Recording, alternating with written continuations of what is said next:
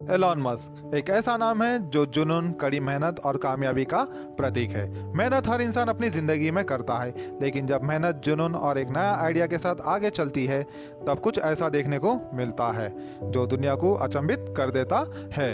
इस लिस्ट में एक नाम आता है पेपाल, स्पेसएक्स और टेस्ला मोटर जैसी बड़ी कंपनियों के फाउंडर एलॉन मस्क का, जिनकी जिंदगी युवाओं के लिए मार्गदर्शक और प्रेरणादायक है। फोर्ब्स ने उन्हें 2016 में दुनिया के सबसे शक्तिशाली लोगों की लिस्ट में रखा था।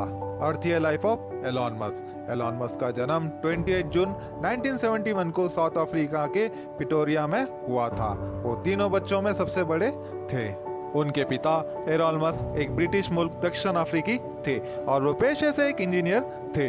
एलॉन मस्क ने अपना बचपन दक्षिण अफ्रीका में बिताया। 9 साल की उम्र में ही उन्हें अपना पहला पर्सनल कंप्यूटर मिला। इससे एलॉन मस्क को प्रोग्रामिंग में दिलचस्पी मिली और उन्होंने कोडिंग सीखना शुरू कर दिया।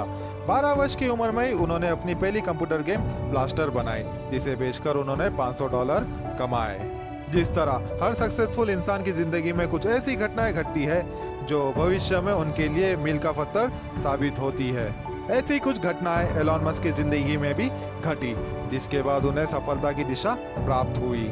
सबसे पहली घटना थी 17 वर्ष की उम्र में ही उन्होंने घर छोड़ने का निर्णय लिया। पिटोरिया के मार्गदर्शक विद्यालय से स्नातक होने के बाद उन्होंने अपने माता पिता के समर्थन के बिना ही अपना घर छोड़ने का फैसला किया और अमेरिका जाने का फैसला किया। हालांकि वो तुरंत अमेरिका नहीं जा सके।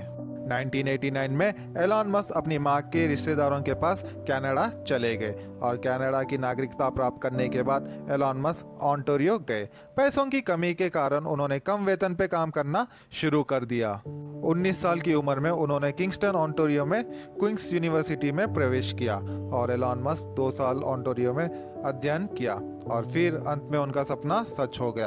1992 में वो अमेरिका आ गए और उसके बाद एक समय ऐसा भी आया जब एलॉन मस्क डिप्रेशन से जूझना शुरू कर दिया।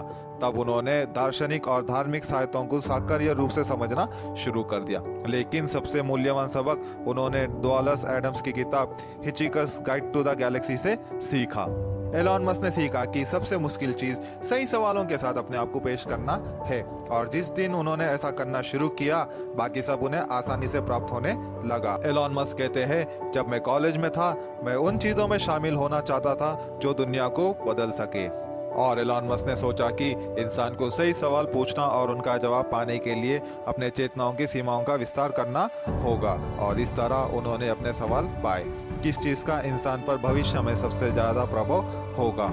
और एलॉन मस्क ने पाया ये चीजें इंटरनेट और स्पेस कोलोनाइजेशन जिन सदी में योगदान करने की कोशिश करना चाहते थे। ऐसा करने के लिए उन्हें पैसों की आवश्यकता थी। Zip2 and PayPal. 1995 की गर्मियों में एलॉन मस्क ने अपने जीवन का दूसरा और सबसे महत्वपूर्ण निर्णय लिया। पेंसिल्वेनिया विश्वविद्यालय से स्नातक होने के बाद उन्होंने स्टैनफोर्ड विश्वविद्यालय से ग्रेजुएट स्कूल में दाखिला लिया ताकि वो फिजिक्स और मटेरियल साइंस के क्षेत्र में अध्ययन कर सके। हालांकि 2 दिनों के बाद उन्होंने स्नातक विद्यालय छोड़ दिया और अपने भाई कमल मस्क के साथ मिलकर उन्होंने पहली आईटी कंपनी Zip2 बनाई। वो सुबह से देर रात तक काम किया करते थे। वो उसी जगह रहते और सोते थे जहां उन्होंने ऑफिस किराए पर लिया था और उन्हें नहाने के लिए टेनिस स्टेडियम के लॉकर रूम में जाना पड़ता था। इससे उन्होंने बचत जमा की और कंपनी को पहले 2 शुरुआती कठिन वर्षों में टिकाए रखा। उस समय इंटरनेट पे तेजी से विकास हो रहा था। 1999 में सबसे बड़ी सर्च इंजन अल्टा विस्टा ने Zip2 को $307 मिलियन कैश और $34 मिलियन सिक्योरिटी में खरीदा। यह सौदा एक कंपनी को कैश में बेचने का रिकॉर्ड बन गया। 1999 में एलॉन मस्क ने इलेक्ट्रॉनिक पेमेंट सिस्टम पर काम करना शुरू किया। X.com स्टार्टअप उनका नया कारोबार बन गया। मार्च 2000 में X.com के एक प्रतिद्वंदी कंपनी ऑनफिनिटी के साथ विलय कर दिया, जो पीटर थिल और मैक्स लेवेंची द्वारा चलाई गई थी।